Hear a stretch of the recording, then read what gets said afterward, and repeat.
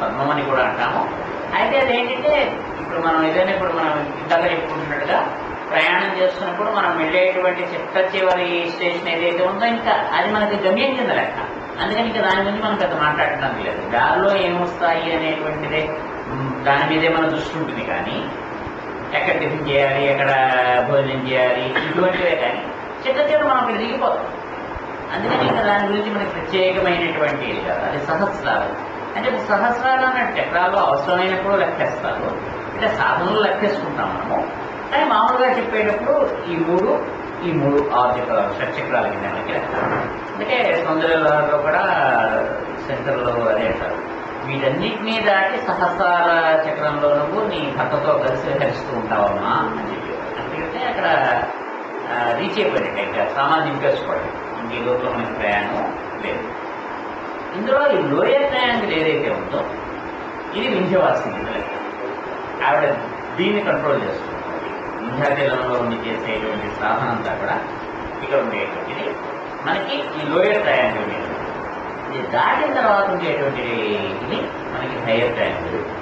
దాని మీద ఉండేటువంటి సాధన హిమాలయాలు.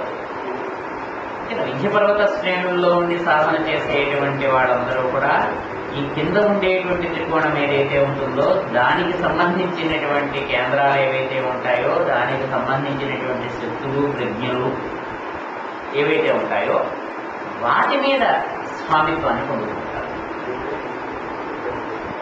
హిమాపర్వత ప్రాంతాల్లో ఉండేటువంటి వాళ్ళందరూ కూడా ఆ పైన ఉండేటువంటి ఉచ్చ త్రికోణం ఏదైతే ఉందో దానికి సంబంధించినటువంటి దానికి చేస్తారు.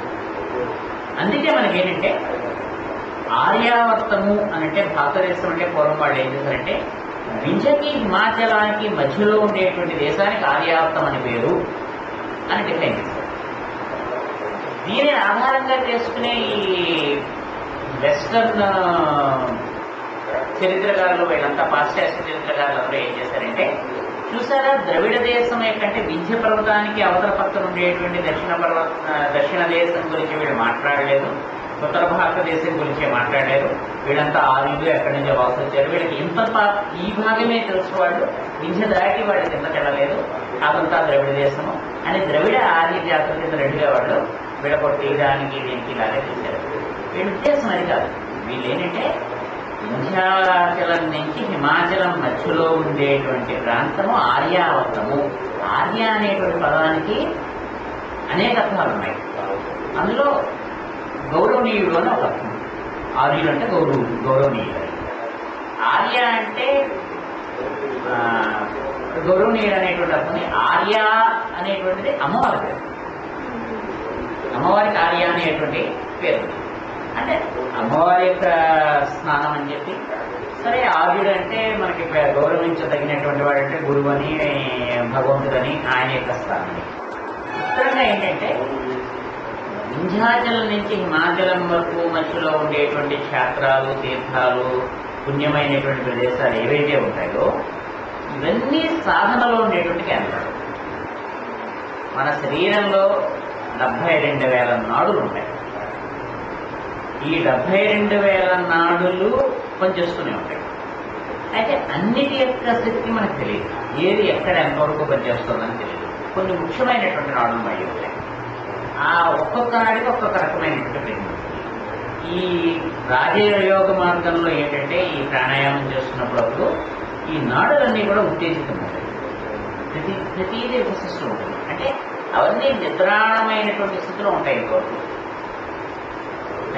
అంటే మొత్తం వైరింగ్ అంతా అయిపోయింది, కానీ కరెంట్ ఇప్పుడు ఈ యోగ సాధనలో మనం ప్రాణాయామం చేస్తే ఏమిటవుతుందంటే ఈ కనెక్షన్ వస్తుంది. రాగానే ఏ సిచ్యువేషన్ వెళ్తుంది. అంతవరకు భగవంతుడు అందరికీ అదే ఇచ్చాడు, కనెక్షన్ మాత్రం ఉండాలి. మనకి ఎలాగైతే మనం ఇల్లంతా మనం వైరింగ్ చేసుకున్నాక వెళ్ళి ఏదో అప్లై చేసుకుని ఏదో చేసుకుని వాడిని ఏదో అంతా పెట్టుకోవాలి, అప్పుడు వాడు పెర్మనెంట్గా కనెక్షన్ అలాగైతే ఇస్తాడో అంతవరకు టెంపరీగానే ఇస్తాడో అదే రకంగా ఇక్కడ కూడా మనం చేసేటువంటి సాధనకి దానికి టెంపరీగా ఇస్తాడు. అదేమిటి అని చెప్పి చూసుకోవడానికి దీనికి దానికి మనకి వస్తుంది. పెర్మనెంట్గా మనకి కనెక్షన్ కావాలి అంటే అంత సాధన అవ్వాలి.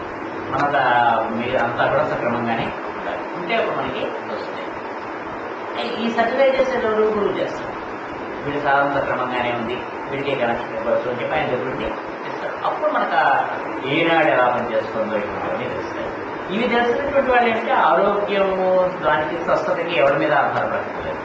ఎక్కడ ఏ తేడా వచ్చినా ఏనాడికి సంబంధించినటువంటి రుగ్మతో వాళ్ళకి తెలుస్తుంది కాబట్టి దాన్ని సరి చేసుకోగలరు. కానీ చేసుకుంటారా లేదా అనేటువంటిది లేదు. వాడు చేసుకోవాలనేటువంటి నియమం ఏం లేదు. తెలుస్తుంది వాడు కావాలంటే చేసుకుంటారు, కానీ అక్కర్లేదు అంటే చేసుకోరు. ఎందుకంటే శరీరం మీదకి వచ్చినటువంటిది ఏదైనా సరే అది ఏదో ఒక కర్మవశాత్తే వస్తుంది. దానికి మళ్ళీ వేరు పెట్టి వీళ్ళు తెలుపుకోకూడదు. అత్యవసరమైతే తప్పిస్తే మార్చుకోకూడదు. అందుకని వాళ్ళు సాధారణంగా వదిలేస్తారు. కాబట్టి వాళ్ళు ఎవరైనా తన దగ్గరికి అటువంటి దాంతో వచ్చినప్పుడు వాళ్ళ దుఃఖం తీర్చడానికి ఉపయోగిస్తారు. వాళ్ళకి సెటరేట్ చేయడం కోసం వాళ్ళు ఉపయోగించారు.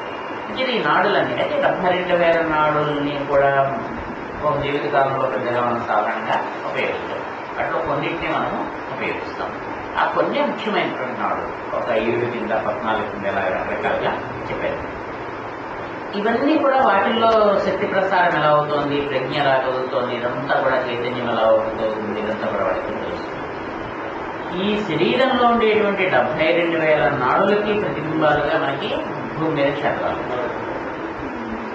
ఇవన్నీ భారతదేశంలో ఉంటాయి. అందుకని భారతదేశానికి ఒక గొప్ప. మిగిలిన చోట్ల కూడా వీటికి సంబంధించిన అక్కడక్కడ కొన్ని క్షేత్రాలు ఉండవచ్చు. కానీ ఇన్ని మొత్తం కలిపి ఒక చోట ఉండడము అనేటువంటిది మనకి షాపింగ్ మాల్కో దేనికో ఏంటంటే ఏం కావాల్సిన అక్కడ దొరుకుతుంది. అదే వస్తువు మనకి బయట దొరుకుతుంది.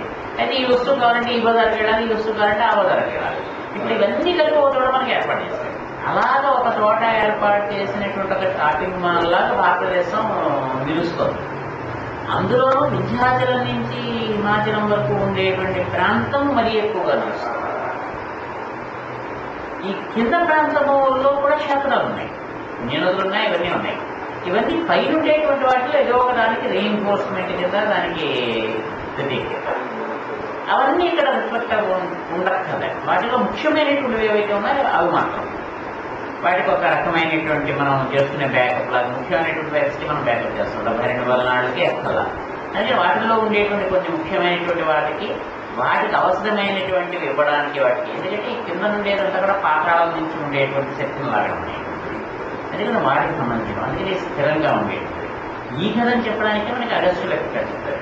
ఆయన వింజ దాటి ఎవరికి వచ్చాక ఇంకా కట్టేసి పెట్టాలా అంటే ఈ కింద ఉండేటువంటిది ఏదైతే ఉందో దాన్ని అందరినీ కూడా ఆపడం వస్తుంది. దీన్ని సక్రమంగా పెడితే తప్పిస్తే పైన ఉండేటువంటి వాటికి స్థితి ఉండదు.